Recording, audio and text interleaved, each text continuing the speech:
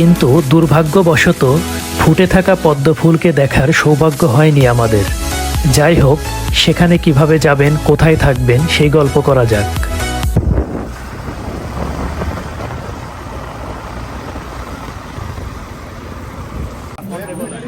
Hello guys, welcome to my new blog.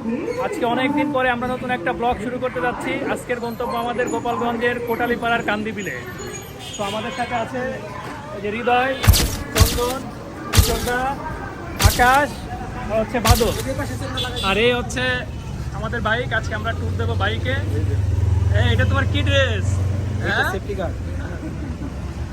এই যে hero, এই যে হিরো। So guys, আমরা আজকে যেতে যেতে বলবো আপনাদের কান্দিবিলের গল্প এবং সেখানে কিভাবে পৌঁছাবো সেটাও আমরা গল্প করবো। সো যেতে যেতে কথা হবে।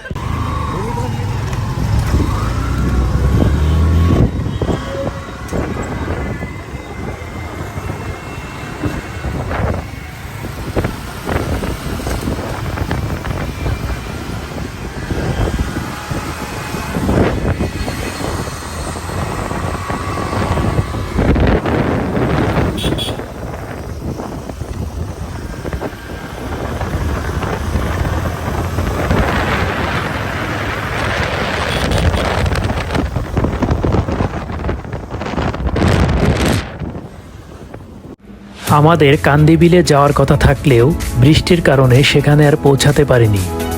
তাই বিকল্প হিসেবে বলাকইর পদ্মবিলটাকেই বেছে নিয়েছি। কিন্তু দুর্ভাগ্যবশত ফুটে থাকা পদ্ম ফুলকে দেখার সৌভাগ্য হয়নি আমাদের। যাই হোক, সেখানে কিভাবে যাবেন, কোথায় থাকবেন সেই গল্প করা যাক। গোপালগঞ্জ জেলা সদর থেকে প্রায় 15 কিলোমিটার উত্তর পূর্ব দিকে এ বিল অবস্থিত। কিন্তু আমরা যাচ্ছি ফরিদপুর জেলা শহর থেকে, যার দূরত্ব 106 কিলোমিটার।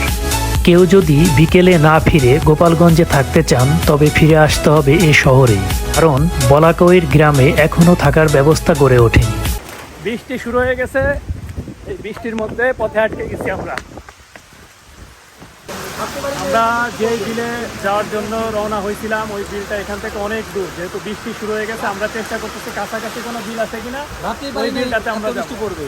অনেক বৃষ্টি, কিন্তু বৃষ্টিতে ভালো লাগতেছে। যদি এরকম বৃষ্টি থাকে আর আমরা যদি বিলে পৌঁছাইতে পারি তাহলে এই বৃষ্টির মধ্যে ভিজে আমরা আজকে নৌকাতে উঠবো আর শাপলা ফুল পদ্ম ফুল দেখবো নাকি। দাদা কেমন লাগতেছে বৃষ্টির মধ্যে?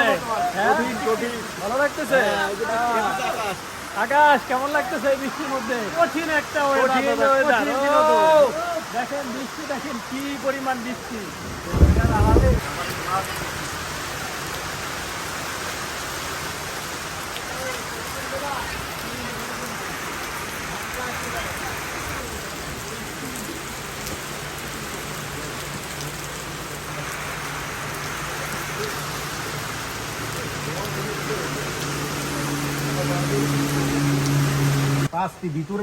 আমরা শাপলার বিলে গিয়ে শাপলা ফুল তোলার সাথে সাথে শাপলার যে নাইল আছে ওই নাইলের থেকে আমরা কি কি পাবো সেইটা নিয়ে গবেষণা হচ্ছে।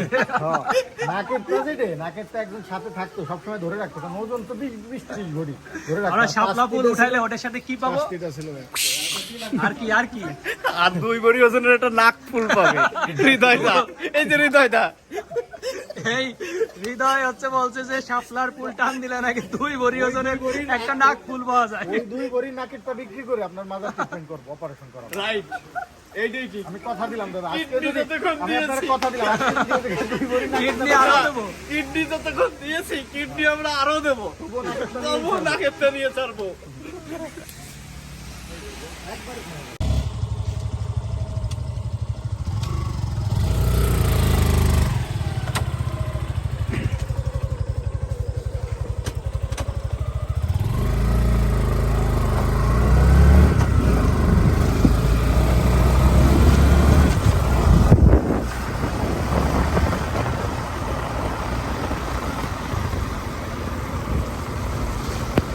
অবশেষে আমরা আসলাম গোপালগঞ্জের পদ্মবিলে, কিন্তু আমাদের যাওয়ার কথা ছিল কান্দিবিলে।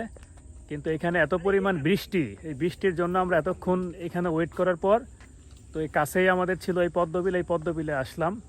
কিন্তু আসলে অলরেডি 6টা বেজে গেছে বিদায় আমাদের আবহাওয়াটা একটু অন্ধকারাচ্ছন্ন হয়ে গেছে, যার কারণে ফুলগুলো দেখাতে পারতেছি না, কিন্তু চেষ্টা করতেছি আপনাদেরকে যতটুকু দেখানো যায়। এটা হচ্ছে বিল, এটা হচ্ছে পদ্ম বিল।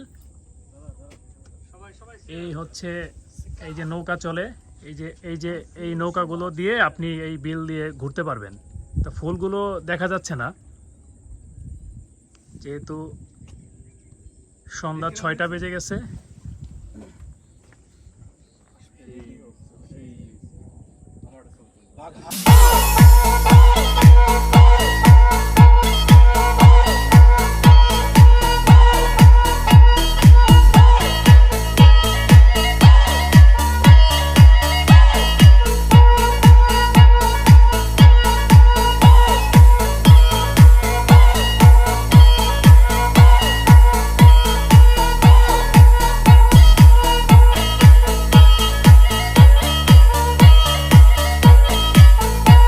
অপূর্ব সুন্দর এই বিল দেখতে আপনাকে আসতে হবে গোপালগঞ্জ জেলায়। প্রাকৃতিকভাবে জন্ম নেওয়া লাল গোলাপি ও সাদা পদ্ম ফুল সৌন্দর্য বাড়িয়ে দিয়েছে গোপালগঞ্জের পদ্ম বিলের। দূর থেকে তাকালে মনে হবে বিলে কেউ যেন ফুলের বিছানা পেতে রেখেছে। এ যেন পদ্ম মেলা।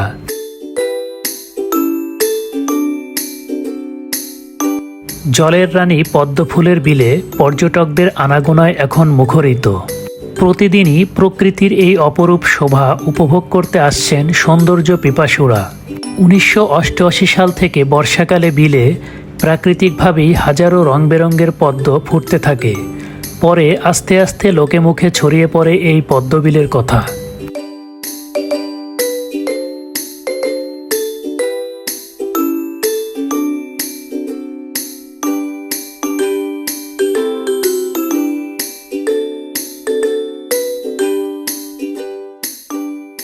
বলাকৈর গ্রামের পদ্মবিলের প্রায় পুরোটাতেই ফোটে অসংখ্য পদ্ম ফুল।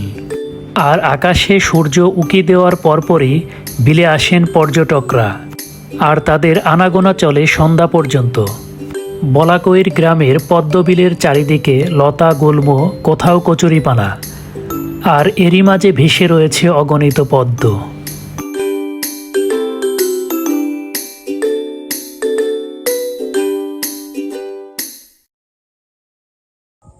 সো গাইস, এই হচ্ছে বিল। এখন সন্ধ্যা হয়ে গেছে, যার কারণে ভালোভাবে দেখাতে পারলাম না। এই হচ্ছে বিল। সো আমার এই ভিডিওটা আজকের মতো এখানেই শেষ করছি। তো সবার কাছে একটাই রিকোয়েস্ট, সবাই লাইক, কমেন্ট এবং সাবস্ক্রাইব করে দেবেন আমার চ্যানেলটাকে, এবং আগামীতে আরও ভালো ভালো যাতে আপনাদেরকে ব্লগ দেখাতে পারি তার জন্য আমাকে সাপোর্ট করবেন। তো থ্যাংক ইউ সবাইকে পুরো ভিডিওটা দেখার জন্য।